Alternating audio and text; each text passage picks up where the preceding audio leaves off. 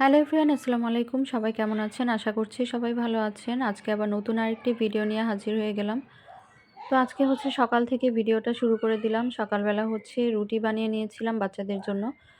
তো রুটিটা বানিয়ে ওদেরকে খাইয়ে দাইয়ে তারপর দুপুরের রান্নার প্রস্তুতি শুরু করে দিচ্ছি। তো এখানে আদা রসুন শেষ হয়ে গিয়েছে, তাই আদা রসুন ওগুলি ছিলে নিচ্ছিলাম। ব্লেন্ডার করে নিব। তারপর এখানে আমি ভাতটা বসিয়ে দিলাম। তারপর এখানে আমি আলু সিদ্ধ বসিয়েছি। আজকে আলু ডিম, বগুড়ার বিখ্যাত একটা আ আলু ডিমের তরকারি রান্না করব। তো যাই হোক, আমার বিয়ের আগে এই তরকারিটা রান্না করে কখনো খাওয়া হয়নি। যেহেতু আমরা ঢাকার মানুষ। আমরা ডিম তরকারি খেয়েছি। তবে আলুগুলোকে মাংসর মতো করে আস্ত, আস্ত করে দিয়ে তারপর রান্না করে খেয়েছি। কিন্তু এভাবে করে কখনোই খাওয়া হয়নি। আমার বিয়ের পরেই এভাবে করে রান্না করি। তো ভালোই লাগে, খারাপ লাগে না। তারপর আমার ভাতটা হয়ে গিয়েছে। ভাতটাকে ছেঁকা বসিয়ে দিলাম। তারপরে এখানে আলুগুলো সিদ্ধ হয়ে গিয়েছে। আলুগুলোকে ছিলে নিচ্ছিলাম। তো বিয়ের পর অনেক নতুন, নতুন রান্নাই খাওয়া শিখেছি। অনেক কিছুই আছে যে বিয়ের আগে খেতাম না, বাট এখন খাওয়া হয়। তো যাই হোক, এখানে আমি ডিমগুলোকে ভেজে নিচ্ছি। ভালো করে ডিমগুলোকে হলুদ মরিচ দিয়ে মাখিয়ে তারপর এখানে ভেজে নিচ্ছিলাম।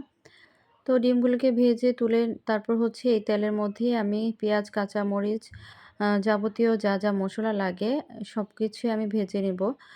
তো এখানে আপনি মাংসর জন্য যে মসলাগুলি লাগে আদা, রসুন, জিরা বাটা, ধনিয়া বাটা, তারপর গরম মসলা যা, যা লাগে সবকিছুই দিয়ে দিবেন।